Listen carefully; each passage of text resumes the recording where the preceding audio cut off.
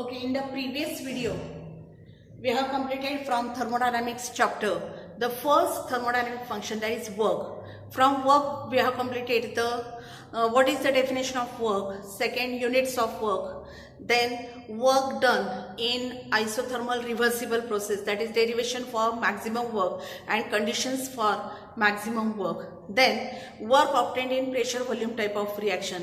That part we have completed. Then work done in a chemical reaction, that is W is equal to minus delta nRT. These three derivations already we have discussed, and we have solved the problem based on W is equal to minus P delta V, W is equal to minus delta nRT, and W max is equal to minus 2.303 nRT log to the base 10 V2 upon V1 or P1 upon P2. Now after this work as a function, now we will proceed further. Second thermodynamic function is internal energy. See this one, internal energy indicated by delta U, capital U. Here delta indicates change in internal energy. Why it is change in internal energy? Because internal energy depends on internal energy in final state, U2, minus internal energy in initial state. As its value depends on final state and initial state and independent on the path followed, internal energy change is a state function. So generally MCQ is based on this. Why internal energy is a state function? Because its value depends on internal energy in final state minus internal energy in its initial state. So delta U is equal to U2 minus U1. But what do you mean by internal energy? Every substance is having its own energy. That own energy is called its internal energy. So stored energy in a substance or in a system is called its internal energy. Now why energy is stored in every matter or in every substance? This internal energy is because of the kinetic energy and potential energy. So internal energy change, it is the sum of kinetic energy and potential energy. Now what is the meaning of kinetic energy? The energy which is associated due to the rotational motion, vibrational motion or translational motion of the molecule, that energy is generally called as a kinetic energy. And bond breaking energy or bond formation energy, that energy is related to potential energy. So internal energy, it is the sum of kinetic energy and potential energy of a system. All substances are having their own energy. That stored energy in a substance is called its internal energy. So this is the definition. So what is the definition of internal energy? Every substance is having its own stored energy. That stored energy in the substance is called as the internal energy. It is the sum of kinetic and potential energies of the system. MCQ part, internal energy is a state function. Why it is a state function? Because its value depends on final state and initial state, but it is independent on the path followed. Therefore, internal energy is a state function. Now, which property is the internal energy? Already we learned two properties of system, that is extensive property and intensive property. Change in internal energy, delta U, it is a extensive property. Its value depends on the amount of matter present in the system. Therefore, it is a extensive property. So these two are the MCQ. It is a extensive property and it is a state function. And definition part just now we have learned. Now based on internal energy, law is there. That law is called as the first law of thermodynamics. So we will start first law of thermodynamics.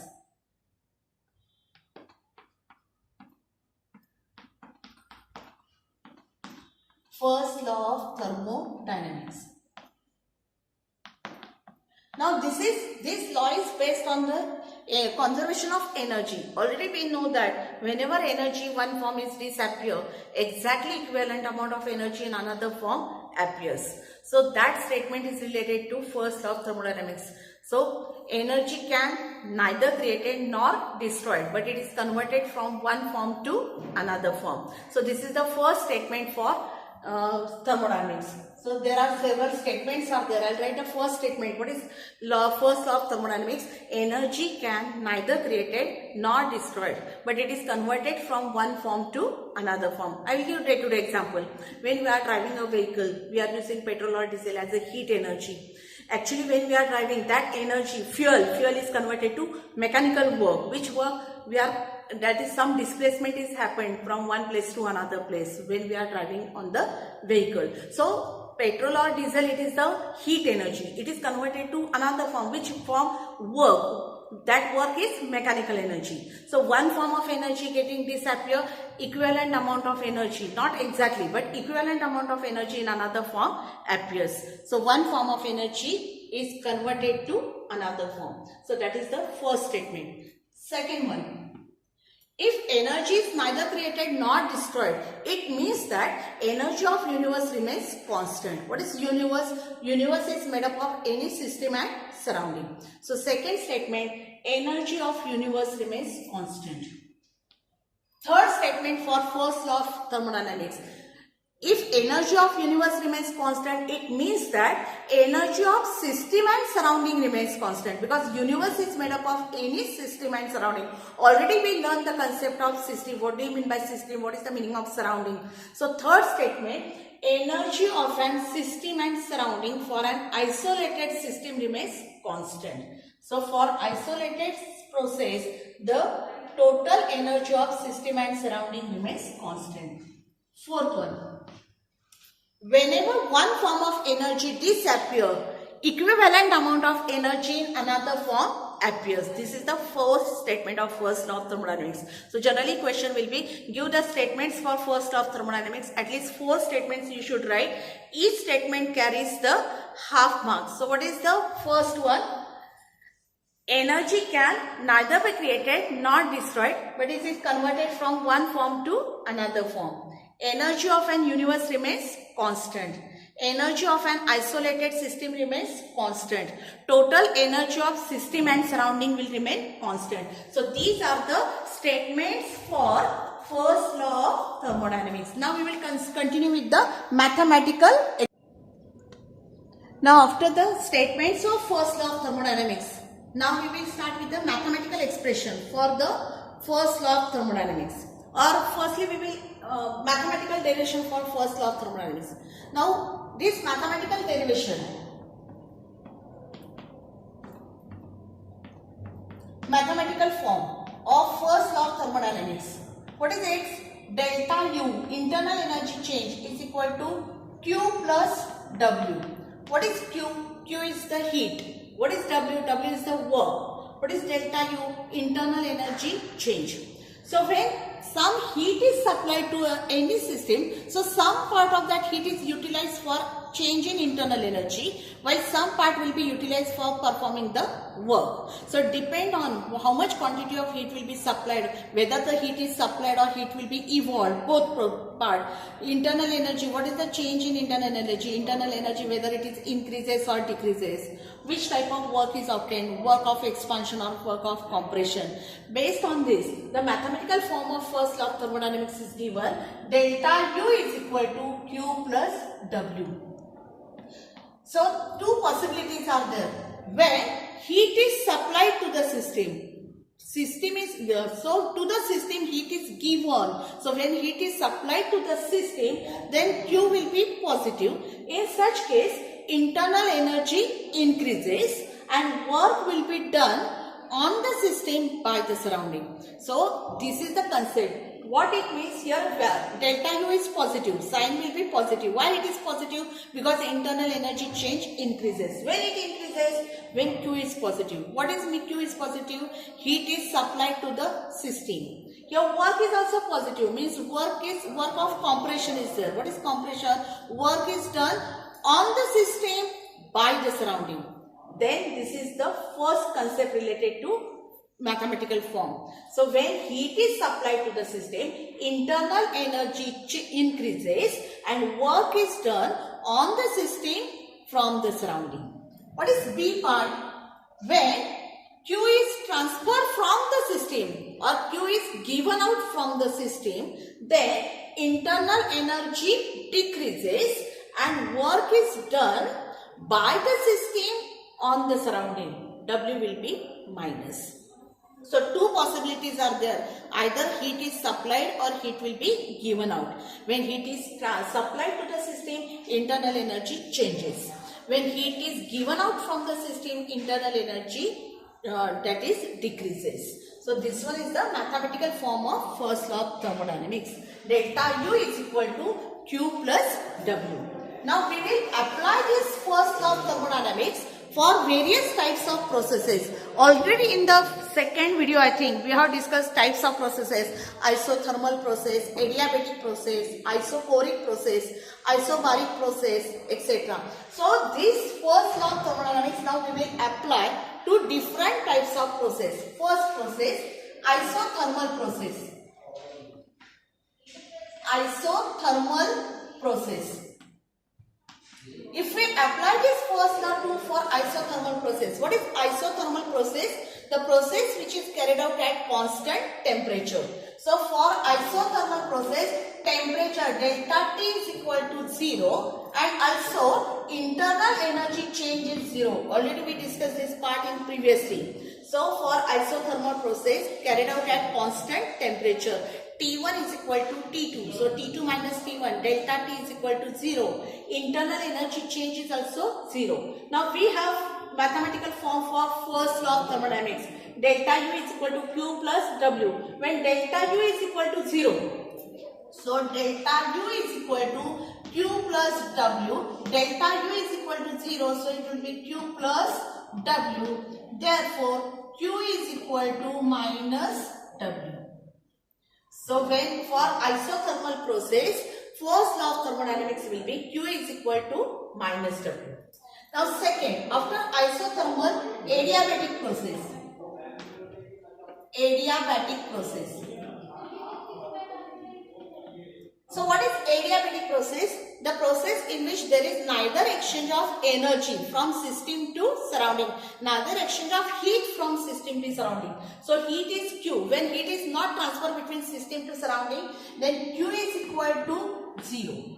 Now see your first law. Delta U is equal to Q plus W. Now value of Q is equal to 0. So what we are getting? Delta U is equal to W. Which W? Plus W. So internal energy increases with decreasing W. When work is done on the system by the surrounding. So this is the for adiabatic process. This one is for isothermal process. Third type of process, isobaric process. Isobaric process. What is core? Core again I am repeating, volume. What is isobaric process? The process which is carried out at constant volume. So when volume is constant, then delta V is equal to 0. Why? Because V1 is equal to V2. So V2 minus V1 is equal to 0. Delta V is equal to 0. Now what is first law? Delta U is equal to Q plus W. Now we know that W is nothing but minus P delta V. So if I write W is equal to minus P delta V, what I will get? Delta U is equal to Q minus P delta V. Now delta V is equal to 0. So this term will be 0. So what is delta U is equal to heat at constant volume. What is QV? Volume, constant volume, isobaric process. So heat at constant volume, QV is equal to delta U, change in internal energy. This is the mathematical form for first law of thermodynamics for isobaric process. Now next one, isobaric process. Isobaric process. Now what is isobaric process? The process which is carried out at constant pressure. So when pressure is remaining constant, it means that pressure of initial state and final state will be same. So P1 P is constant. So delta U is equal to Q plus W. W is nothing but minus P delta V. Now here P is constant. So delta U is equal to Q minus P delta V. When P is constant, it means that P is not 0. Try to understand this concept. When pressure is constant, it may be 1 bar, 2 bar, 3 bar, whatever it may be. So pressure remains constant means it is not 0. P is constant. So we have delta U is equal to Q minus P delta V, or I will write delta U is equal to heat at constant pressure, QP minus P delta V. So this is the mathematical form for the first law of thermodynamics for 4 types of processes. See again, for isothermal process, here delta U constant, so Q is equal to minus W. For adiabatic process, Q is equal to constant, heat constant. So delta U is equal to plus W. Sign is also there. So here it is plus W.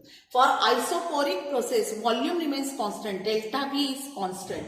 So if now W is nothing but P delta V. Delta V is 0 means here it is 0. So delta U is equal to QV, heat at constant volume. For isobaric process, pressure remains constant.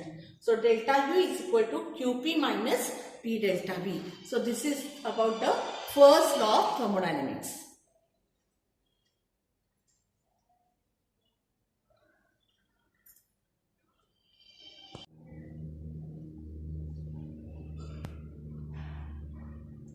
Now after internal energy, we will start with the next thermodynamic function, that is enthalpy. So just now we have completed the concept of internal energy. What is internal energy? Definition part. Then internal energy is a state function. It is a extensive property. Then based on internal energy, the first law of thermodynamics is there. So statements for first law of thermodynamics. That part already just now we have discussed this. And also we have applied this first law of thermodynamics for various types of processes. Next thermodynamic function is enthalpy. Enthalpy, it is indicated by delta H. Change in enthalpy. Why it is delta H? Because its value depends on enthalpy in final state H2 minus enthalpy in its initial state. As change in enthalpy depends on final state and initial state and it is independent on the path followed, enthalpy is also a state function. So enthalpy is a state function. Why it is state function? Because its value depends on final state and initial state and it is independent on path followed. Enthalpy is also the extensive property. Why it is extensive property? Its value depends on the amount of matter present in the system. Therefore, enthalpy is also the extensive property. These are generally for MCQ. It is a state function and it is a extensive property. Now, what is enthalpy? So, enthalpy is the sum of internal energy and work obtained due to pressure volume or pressure volume type of work. May I repeat again what is the definition of enthalpy? Enthalpy is the sum of internal energy and pressure volume product of the system. So H is equal to U plus PV. But just now we know that enthalpy is a state function. So we will write delta H. Internal energy is also the state function delta U. At constant pressure P. V is also the state function, so delta V. So what is the correct formula for enthalpy? Delta H is equal to delta U plus P delta V. Now we have to derive for the expression. Derive delta H is equal to delta U plus P delta V. For this purpose, let us consider any gaseous reaction. For gaseous reaction, delta H is equal to H2 minus H1. So for any gaseous reaction, delta H is given as H2 minus H1. So what is H2? Enthalpy of product. And what is H1? Enthalpy of a gaseous reactant. So from definition of enthalpy, we know that H1 is equal to U1. At constant pressure P, volume will be V1. And H2 is equal to U2 plus P V2. Substituting the values of H2 and H1 over here, what we will get? Delta H is equal to, what is H2? U2 plus P V2 minus H1. What is H1? U1 plus P V1. U1 plus P V1. So this is our part. Now continue with the step here. Delta H is equal to, just now I will write same thing, I will repeating, U2 plus PV2 minus, solve the bracket, minus u1 minus plus will be minus pv1. Bring the similar terms together. So what we will get? Delta H is equal to u2 minus u1. u2 minus u1 plus pv2 minus pv1. So delta H is equal to u2 minus u1 is delta u plus what is constant here? P is the constant. What is remaining in the bracket? v2 minus v1. v2 minus v1. So continue with the step. So delta H is equal to delta u plus p. v2 minus v1 is called as a delta v. So this is the derivation for enthalpy change. So may I repeat again, what is enthalpy? Enthalpy is indicated by delta H. Delta H is equal to enthalpy of product minus enthalpy of reactant. As its value depends on final state and initial state and independent on the path followed, it is a state function. Enthalpy is an extensive property as its value depends on the amount of matter present in the system. Definition of enthalpy. Enthalpy is the sum of internal energy and pressure volume product of the system. So delta H is equal to delta U plus P delta V. So derivation for enthalpy. How to start? For gaseous reaction, change in enthalpy delta H is equal to H2 minus H1. So what is H1? U1 plus PV1. H2 is equal to U2 plus PV2. Substitute over here. So delta H is equal to U2 plus PV2 minus U1 plus PV1. Solve the bracket. So delta H is equal to U2 plus PV2 minus U1 minus PV1. Bring the similar terms together. Delta H is equal to U2 minus U1 PV2 minus PV1. So delta H is equal to delta U. P is common, in bracket V2 minus V1, that is delta V. So delta H is equal to delta U plus P delta V. So this is the derivation for enthalpy. Now how enthalpy is related to internal energy change, that we will discuss. So relation between enthalpy and internal energy. Internal energy. This part now we will start. Internal energy change delta U. So relation between enthalpy and internal energy change for a chemical reaction. For this purpose, let us consider for a gaseous reaction, delta H, enthalpy change is given as delta H is equal to delta U plus P delta V. Just now we have derived this derivation. So delta H is equal to delta U plus P delta V. Now we know that for ideal gas, for an ideal gas, we know the equation PV is equal to nRT. PV is equal to nRT. So here delta H is equal to delta U plus P. What is delta V? V2 minus V1. So continue with the step. Delta H is equal to delta U plus, solve the bracket, PV2 minus PV1. Now we know that ideal gas PV is equal to nRT. So what is PV2 is equal to N2 RT. R is gas constant, temperature is isothermal condition, so temperature is constant. N2 is the number of moles of product. So PV2 is equal to N2 RT and PV1 is equal to N1 RT. Now values of PV2, I will write N2 RT and N1 RT. Substituting this value, what we will get here, delta H is equal to delta U plus PV2. What is PV2? N2 RT.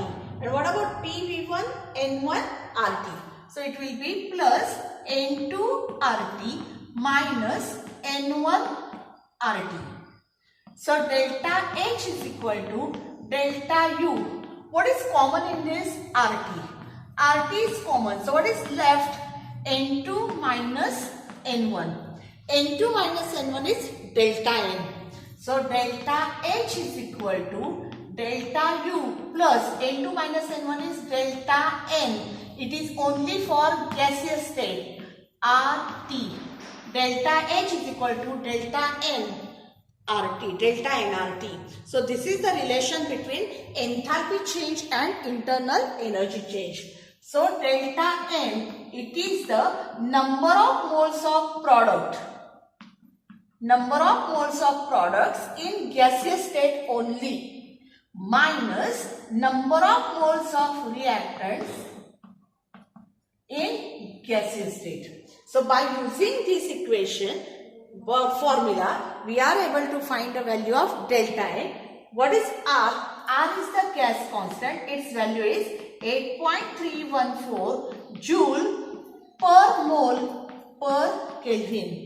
And temperature will be in Kelvin. Thus, we are able to find either enthalpy change or internal energy change. So, this is also the derivation relation between delta H and delta U for a chemical reaction. What is that relation?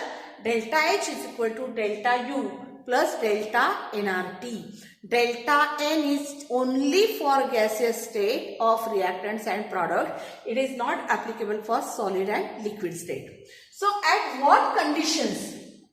At what condition delta H will become equal to delta U? So, conditions. Conditions for delta H is equal to delta U. What is first condition?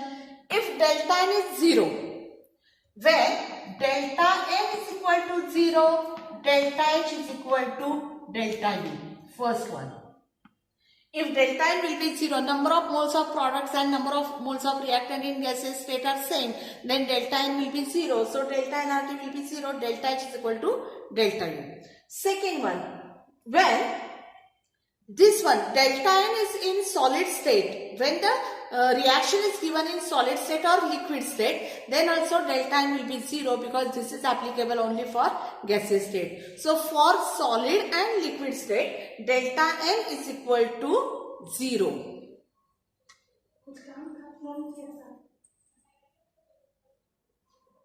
Sorry, sir.